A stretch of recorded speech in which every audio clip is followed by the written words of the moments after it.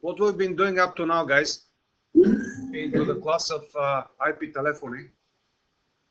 If you remember, well, aside of the presentation, who I am and so on and so forth, you sending me emails, what's the law of Moore and how we're going to learn. We spoke a little bit how do we define the cloud nowadays. What is the cloud? And basically, I explain you guys that the cloud is very important since, you know, everyone sees my screen, right? You don't see my screen? You see my screen, right? What I'm showing on my screen, do you see it? What about the other people? How many people don't see my screen? Only one person, right? So if it's only one person, just move to someone else or start another computer, most probably to issue. Okay, so we spoke what are the representations of the cloud. Okay, we said what is a router, what is a switch, very basically and very fast. But I know, guys, you know it already from the other courses you're passing. Then we spoke a little bit about the other representation of the cloud and what is the virtualization and how the virtualization actually helps the cloud to exist. And we made a very simple example with if we would have several free computers, which has most probably virtualization technology on them. Most of them nowadays, they have it. And we describe how using a specific software, which we called hypervisor, we could design this type of thing, right? And we could create virtual hosts, virtual guests, and eventually virtual machines, and eventually to organize all of this again into kind of representation of the cloud. And we mentioned that nowadays virtualization is everywhere, meaning it's also, you might virtualize also networking, not only the hosts themselves. And we spoke what is a host actually, and what how much it is important, if you remember here, the very just the you to recall what we've been doing. By the way, once again, I'm gonna make a PDF of all of this. I'm gonna add maybe some stuff, and I'm gonna publish it into the site where we are. Okay. We spoke who are the major player in the virtualization market and the cloud market nowadays. We mentioned how we there are several types of different hypervisors and how we recognize them in terms of the layers which define how the hardware interacts with the user.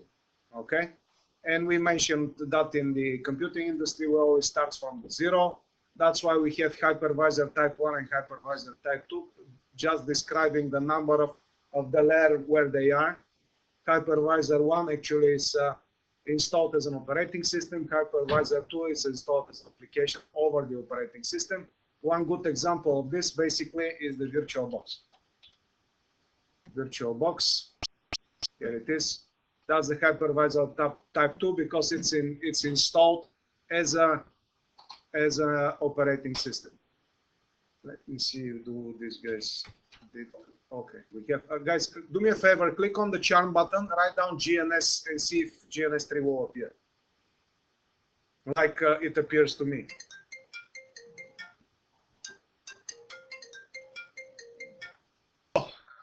That's a hypervisor type 2. Okay, why is type 2? Because it's installed as a program over the operating system, which in my case is Windows 8.1 or maybe Windows 10. How I know this? When I open my File Explorer, right click on this PC, properties, that's the easiest way, I guess. And we're gonna see here, it says Windows 10 Pro. That's the operating system which I'm using. Okay, I could see some other interesting thing here, which says the 64-bit operating system, 16 GB of RAM. Well, it says 15.8 GB usable. We don't care about this. Manufacturer, I could see the computer name. I could see the fully qualified domain name. Well, it's not the fully qualified because for the fully qualified name, as we're going to speak today, we need to have a dot at the end as well. Okay, but it's a full computer name with the domain name, which is the secception.lcl. That's the domain name. And here's the domain. Again, I could see that my Windows is activated and stuff like that. Okay, it's important information which I'm getting. Once again, right-click when I open the file manager, right-click on this PC. Other information which I could have out of here is when I click on the device manager. I could see all the important stuff, all the important hardware which are installed. Now I see all of my hardware has been installed very well, since there are no marks here. If there will be some, let's say, exclamation marks, exclamation points, or question marks, that means I need to do something with the hardware. If I would like to see which drivers the hardware is using, if you remember when we've been talking about all of this, we mentioned here between the operating system and the hardware, there is a very important layer which we call the kernel of the operating system, a small piece of software which allows the operating system to interact with the hardware. Well, the drivers, these are small programs, very small ones, which apparently are very useful for all of this to work together. Why? Because there are millions of providers of different hardware, and every one of them, they created their own, with their own features and stuff like that. So all of this to be combined and to work within the operating system, apparently these small computing programs called drivers supposed to be there. Now, if I would like to do something about the drivers, if I click on the display adapter, let's say, and right click on it, as you see, I could update it, I could disable the device, I could uninstall the device, I could scan for hardware changes, properties. If I do, I'm going to be able to see all of this even in more details. And here the driver. Okay, I could see the driver details. I could update it. I could roll back driver updates if I did, and so on and so forth. I could disable, uninstall, and all of these things. Okay, and there are even more details which are not part of this course, obviously, but I'm just reminding you because this one, this thing is very, very important. Okay, for everything what you're gonna do with the computers. Other thing we could do on this property screen when we see a right click on this PC, the other thing we could click is to click on one of these three other links. Doesn't matter on which I'm gonna click, then I'm gonna see all of the other ones added as a tabs here on the top. So if I see system protection, well, here's the system protection. Advanced system settings, well, advanced, here they are. And there are some even more. Interesting one is the computer name. If I click on the change button here, well, it shows again the computer name, the full computer name, not the fully qualified domain name. It's a different thing. And I see the domain. As you see, the name plus the domain is giving the full computer name. If I would have a dot at the end, then we're going to speak about the fully qualified domain name, or also called FQDN. That's how they call it, fully qualified domain name. Well, I'm going to explain you a little bit later why we use this. It's very, very important thing. If I click on the change button, okay, I'm going to see again the computer name. Now, here's the interesting part. It's member of a domain at the moment, okay? And the domain here is called sugepgym.lcl, okay? This is our active domain controller, which is doing this. We have a computer here in the network, which is called active domain controller, which is providing us with domain services. Now, how it looks, let me show you. That's my remote technician's computer. In the door, we went the last date, if you remember.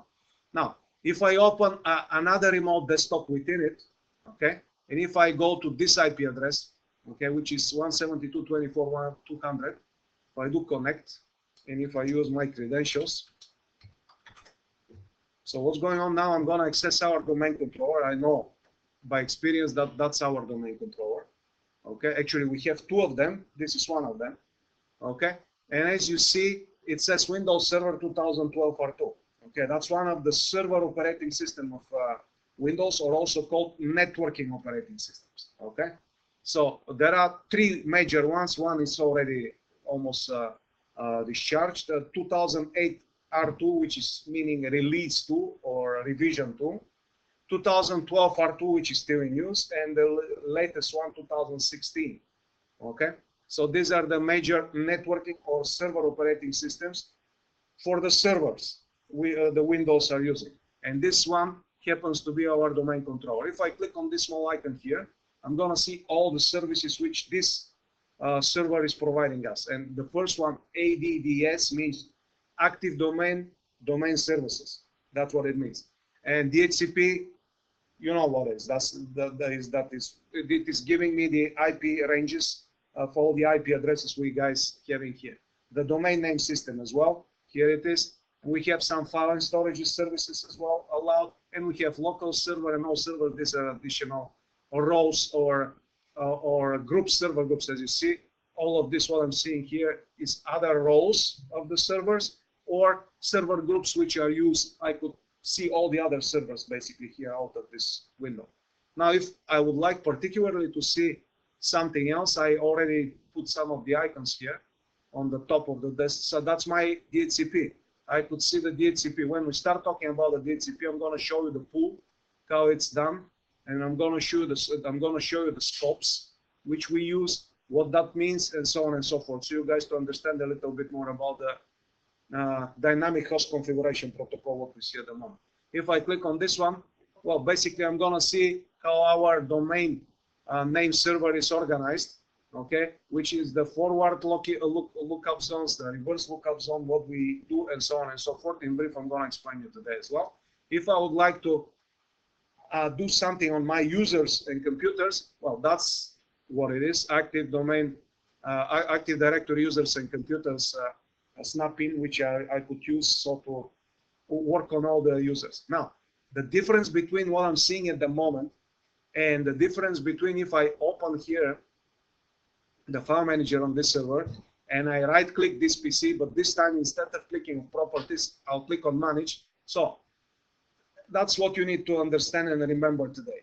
The easiest way through the graphical interface on a client, Windows client or Windows networking server operating system to see most of the important features which are important for the local device, for the device itself, is when you open the file manager, go to this PC, right click, either properties or manage. Okay, if I click on manage, well, it will show me this thing because that's what it is for the servers. If I go back to my computer here, and if I right click now and do manage on this one, okay, now it will show me, it will open the snap-in, which will show me eventually everything what is locally related for this server. Okay, for this computer. And something which is important here is called local users and groups, as you see here on the top.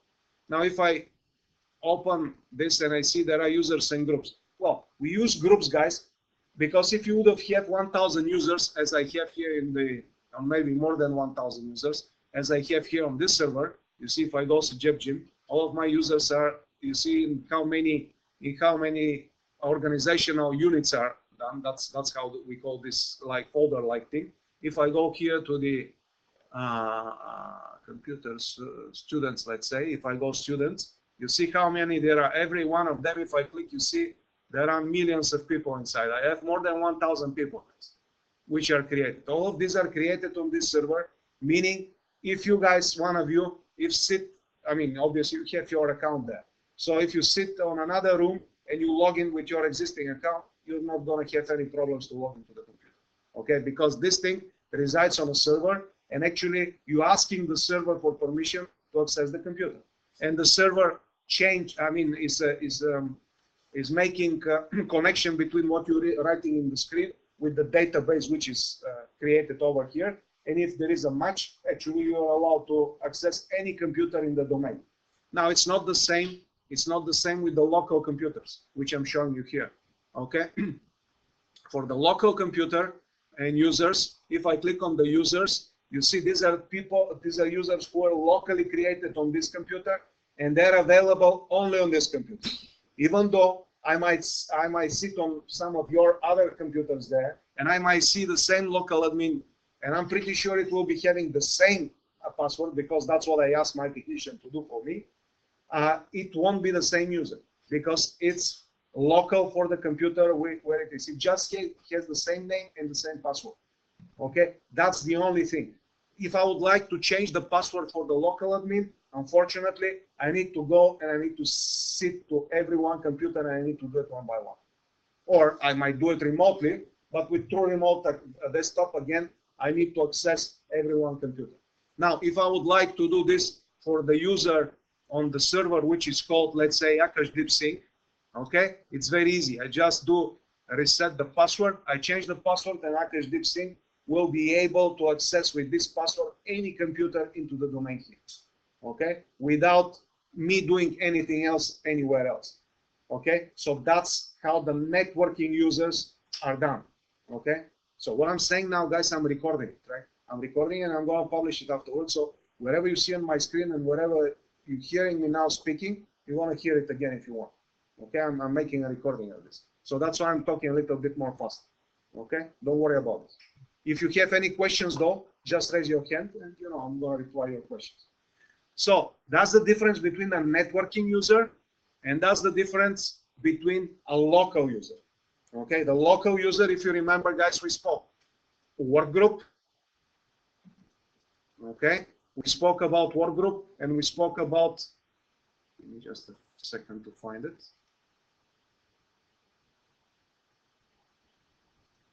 We spoke about client server or domain organization, and we spoke about work group or peer-to-peer. When we're talking about the local users, these are what they are. They're work group related. When we're talking about domain organization, well, that's the networking users we create. Every user we create, doesn't matter, this ones, okay, or the ones which are networking created, okay, created into the network server, okay. All of these users, as soon as you access a computer, this thing, when I go to this PC, and if I click on the C drive, and if I go a little bit here on this bar, if I go a little bit somewhere in the white space and click, you see what it shows now? It says C:\\. This thing is also known as the root of the file system. Okay, the root of the file system for Windows is C drive always. Okay, that's the letter C, and specifically said C:\\. That's how it goes. In Unix and Linux is the /. I'll show you after this in the next classes how it is. So that's the root of the file system. What I see beneath are all the folders and all the files which are there. So when we create a user, or if a user ever access this computer, either local user or a user from the network, the first thing what's happening in this user's subfolder, which is subfolder of the root folder, of the root file system folder. If I click on this one and click here, that's how it looks, C:\users. Now, it will be created this type of folder, which actually will consist of the user's profile. Okay, most of these users, as you see, these are students, these are networking accounts. Actually, if I check this one, if I do Control-C, and if I go back to my server, and if I click on this small thing here, and do Control-V, and do find now, well, there is no one here because I'm in not good place. I'll click here on the students, and I'll do again. Okay, Control-V, find now. Well, that's Kanwar DeepSync, who was accessing this computer. Okay, you see how it is. I find out by the number right away who was logged in on my computer. Actually, I could see when this person was logged in. Okay, and stuff like that. So all of these numbers here, student who logged in, all of these names are people who were logged in. At certain point, I might find out the local admin maybe, who was the local person the local user who accessed it. Maybe let's see if we have it. Well, here's the local admin, if you remember, guys. That's this guy. Okay, this guy also accessed it. So whoever, doesn't matter, a local user or a networking user is accessing the systems. In the Windows, in C users, the folder with the same name or username will be created, and all, if I click now, A goes down, which is my profile actually. Here it is.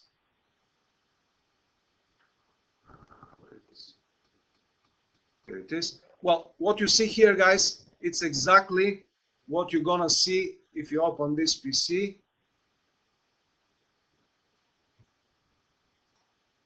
Well, basically, you see, I'm seeing 3D objects, documents, music, videos. These are all shortcuts, what is in my profile.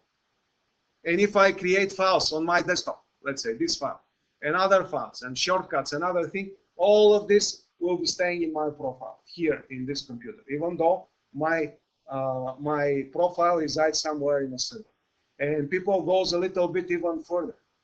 We don't do it here in this very environment, but actually you might do something which is called a roaming profile, which means you could move this profile on the server, and wherever I sit down and log in, actually this profile will roam with me, go with me. So all the files, everything what I would have, might come to me in the same on a different computer which I'm sitting. Well, it will create a little bit of overhead for the network because all of this is supposed to reside on the server. And when I do this, when I log into a different computers, it might take some time until all of these files come to the other computer as well, synchronize with the server. So the roaming profile is a good thing just for specific people. We don't do it for everyone because obviously it's taking part of the server space. Okay, but there is this type of thing. Okay, that's very important, guys, to understand and to know. So you to know what is your file system and how you navigate and where your users are created. Once again, so this PC, local C, users. There are some other folders which has been created when you install for the first time the system, okay, which are mostly called system folders. Some of them are not visible even. If I click on view and if I click hidden items, whoop, you see now it's extending a little bit. It shows some blurred ones like program data, like MSO cache and Adobe Temp. All of these are system folders, which, because they're very important, most of the time they're not visible by the user. In Linux and Unix operating system, if we would like to make a folder hidden or a file hidden, we need to put a dot in front of it, and afterwards it will be hidden. But there is a way graphically or through the command line, the hidden files to be shown as well. I'll show you when we start with the Linux.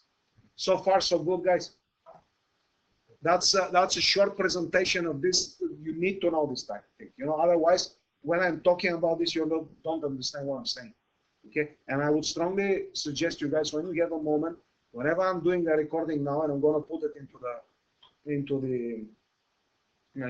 the site, just open your home computer and try to see the setting. Now you cannot see the domain stuff, obviously, okay, because the domain we have it here is specifically created. Afterwards, all of these computers, including my computer, they were joined to the domain, meaning what you see here, we to see the domain. By default, when we install the computer, workgroup will be checked, and here will be named workgroup. Then what we do, we come here, we write down this thing, we click on the domain, we write down this thing, we click OK. It's asking that it's connecting with the domain controller, okay, with this guy here. It's connecting, and if everything is done properly, if I put in the proper username, which has the ability to join the domain, and the password is okay, then the computer will be joining the domain. It will prompt me to reboot, and afterwards, when I go there, I'm gonna see what it is. If I would like to go to the workgroup again, you need to click on workgroup, put workgroup here, click OK, put the username and password which are for the local admin for this computer to do this, and afterwards to reboot, and afterwards it will be unjoining the domain. There is a way, obviously, to do this through PowerShell and through the command line, which is good if you would like to do it for a lot of computers and you would like to automatize the process. Okay, but graphically, it's much more visual and people understand what's going on. I mean, at least in the beginning. That's why I'm showing this one. Any questions, guys, about this? Okay, so in the hardware, if I click Device Manager, I could access it from here as well. Okay, on this tab. Remember what we've been doing at the moment. This PC, right-click, Properties. The other very important thing here is this PC, right-click, Manage, and we see the users. I start speaking about the groups. Groups are very important to organize the users. If you would have 1,000 and more users like we have here in this environment, if I would like to do something for a lot of people, it is much easy to create a group, drag all the people which are important to this group, and then apply whatever I would like to apply over the group, which means it will be applied right away on all the other users there, okay, which are in this group. That's why we're using the groups, guys, to use the features for for these groups, which will be applied afterwards for a lot of users in the same time. Okay, that's the reason. The other one, which is very important here, is the disk management. Okay, the disk management shows me here how my physical hard drive is partitioned. So what I'm seeing here, I have a disk drive which is called disk 0. It's a hard drive. You see how big it is, and it says it's online. That means it's accessible at the moment, and I could do some stuff. And I see that I'm having a CD-ROM, okay, which is a CD reading only device. Okay, it's only reading CDs. Okay, well, it says DVD. It might be a DVD as well. Okay, and as you see, there are 3 partitions on my physical hard drive. First one, when you have Windows 7, Windows 8.1, and Windows 10, you're always gonna see something like this in the beginning, at least 350 megabytes. Sometimes you could see it up to 500 megabytes. Okay, this is it is helping with the booting of the operating system. The next one is the most important one, where the root of my file system resides. All my folders, all my files, all of this. And the last one is just for purposes of Windows, again, for healthy purposes and for recovering whatever we have there. It's not very important. I might delete this one if I would like. How many partitions we could have? What is what different type of partitions and what other type of partitioning schemas we have? It would be part of other class, because that's a very big topic. Important thing is to know that's important thing. This one is important when you go there. In the event viewer, you could see a lot of the events which are happening into the system. Device manager, well, it's, as you see, it's the same like the device manager as we spoke. The shared folder is very important. You're going to see the shares.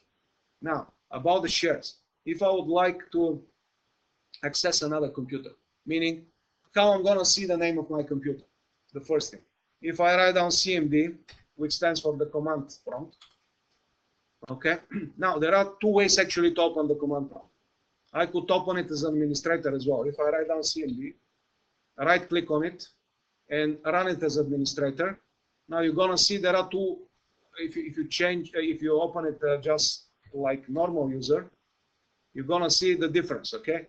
Now when I open it as administrator, on the top it says administrator. Now the way they call it is they call this, you open the command prompt with elevated rights. That means you open it as administrator. So if you hear the name or the term elevated, that means it's open like administrator, okay, with elevated rights. So sometimes you might need to open it like administrator. Another way to do it, when you right click and write down CMD, to click shift on it. I think it was shift. No, it's not shift, it's control shift.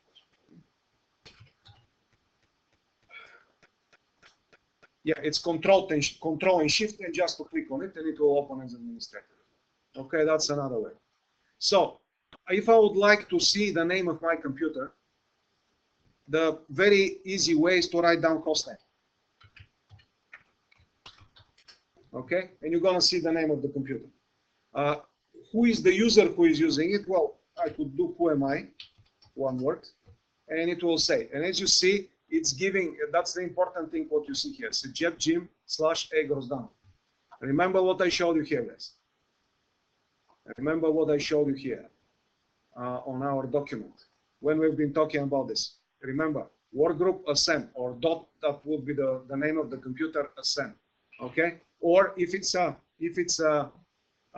domain, sejepjim/ascend, or the other way would be ascend at sejepjim.lcl. So if I go to my domain controller, and if I find out my user called Ascend Grozdanov, very easy.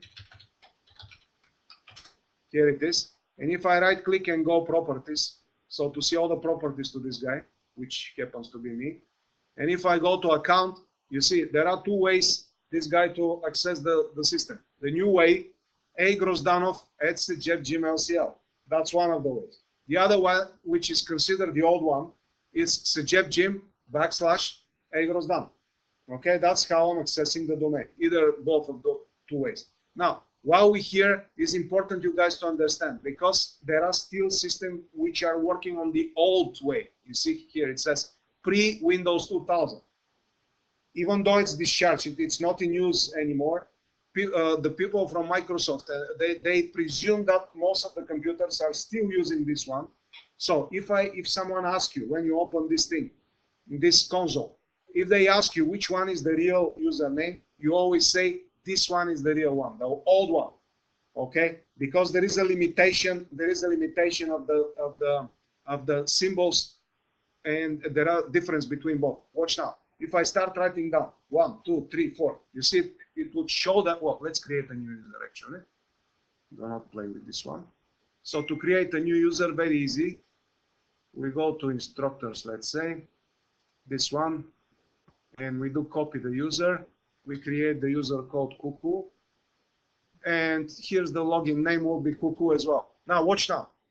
1, 2, 3, 4, 5, 6. Watch, it's showing on the bottom as well, right?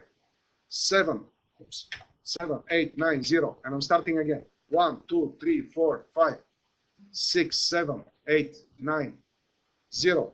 1, 2, 3. You mentioned something. You noticed something? So I could write down a lot, up to 254 if I'm not mistaken on the top. Here, that's what I'm having.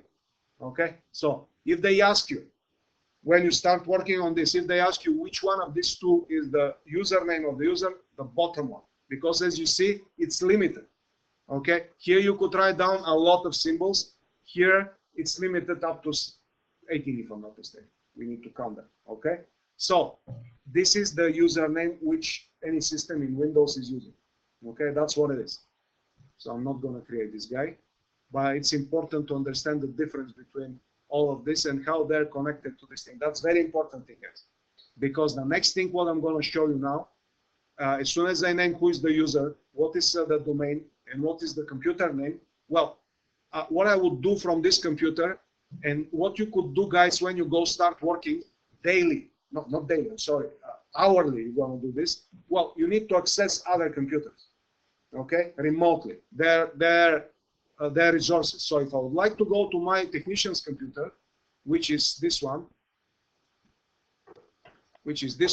let's check the name of this computer, CMD, hostname, okay, sgim, blah, blah. Well, let's see the IP address, IP config, it will be much easier.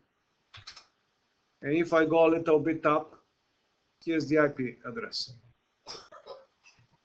Here it is. How I know that's the IP address I'm looking for? I know because there is a default gateway there. Okay, that's why. Because I'm going to see a lot of IP addresses, but there is no default gateway. Okay, so when I see the default gateway, which actually showing how this computer to go to internet, I know with 99% of the sure that that's the IP address I'm looking for. Okay, 172.24.50.52. So I could access this computer two ways. The easiest way and the normal way, if you're not sure that there is a domain name system in place, I know that there is such here, but if you don't know, is to access it by the computer. So doing by the IP address, doing ping 172.24.50.52. Boom, and I hear it. Okay, it replies. Okay, so if I would like to access this computer now from the file and to take some file on it, what I'm doing here, as I mentioned, it's important to know all of these shares here.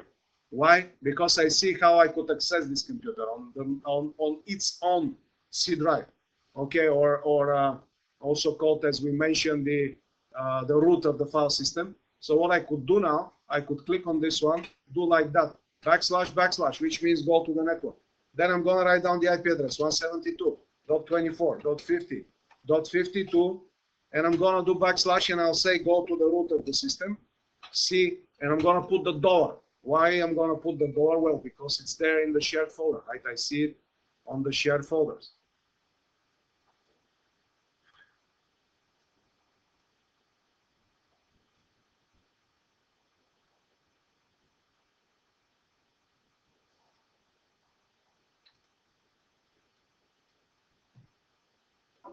I'm going to see it here, okay, on the share folder.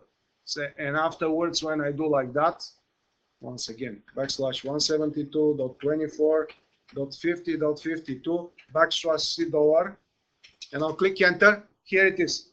I'm accessing the files on this computer right away. And if I would like to go to see the users here, well, here, which are the users here? And if I would like to go to my desktop, very easy. I'll go to my username, and I'm going to go to the desktop, and I'm accessing all the files, which basically resides on my remote computer here. Okay, here's the remote files. If I would like to download them, get them. Okay. Now this one, when you start working, junior network specialist, junior system specialist, junior analyst, wherever you start working, system administrator, wherever, this thing you're gonna do 1,000 times per day. You need to know how to do it because that's what you're gonna do. You need to access the resources upon other computers, either to help them or to use them. Okay, and you're gonna do it once again 1,000 times per day. That's the minimum you need to know how to access this thing remotely. Okay. Any questions here, guys?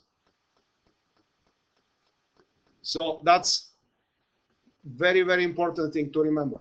This PC, right click, either manage or properties. When we click on manage, we're gonna see the computer management console. When we click on properties, we're gonna see the system properties here. And out of them, clicking on one of these three tabs, we're gonna see all the tabs. And when we're on the hardware, obviously, you could see the device management. Okay, which is actually the first tab, the device manager. So in the device manager, you see all the devices you have, plus you could manipulate all the drivers which are there. Okay, you could do remote settings, so eventually you guys to be able, on the remote settings, you to be able remotely to access this computer if you want. In the advanced settings, you could do some about the visual effects, the users profiles. So you to manipulate all the users profiles, which I showed you guys here. This PC, C drive, users. That's one of the very important systemly create folders in any computer in Windows. Okay. And what else you could do? Startup and recover. Okay. In the hardware, we set device management. Computer name, we spoke about the name, domain, or work groups. In the system protections, actually you could do some protection. You could protect your disk in terms of restoring the thing, and very, very useful things you could do here. Okay, so it's a good idea to remember this. Here you could do the local users and group, storaging, device manager also you could access from here, as well as the shared folders. If you would like to access all the services which are at the moment maybe running on the system, well, that's another way. If you would like to check the events or schedule tasks or do the performance, well, that's everything, but once again, it's locally related. It's related to the local computer, all of this what you see. Okay, another several important folders here, which are systemly created by the installation of the operating system, are program files x86.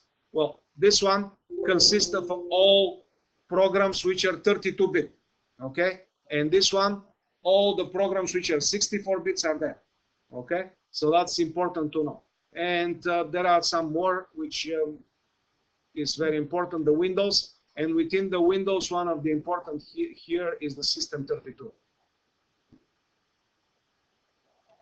Here it is, System and System 32. These are important folders to remember. Systemly created folders in any Windows system. Any questions, guys? Questions? I showed you how to find out a hostname with the hostname command. I showed you how to find out who is the user, who am I command. I showed you how to ping a system to see by IP address, so to see what's going on. Another way to ping it, if you would like to see the name of the system, and if there is a DNS server, actually you could ping with the option -a, which will ping the address, or also called a record of the DNS server. And if there is a reply of this, it might show you the name of the computer, as it shows here.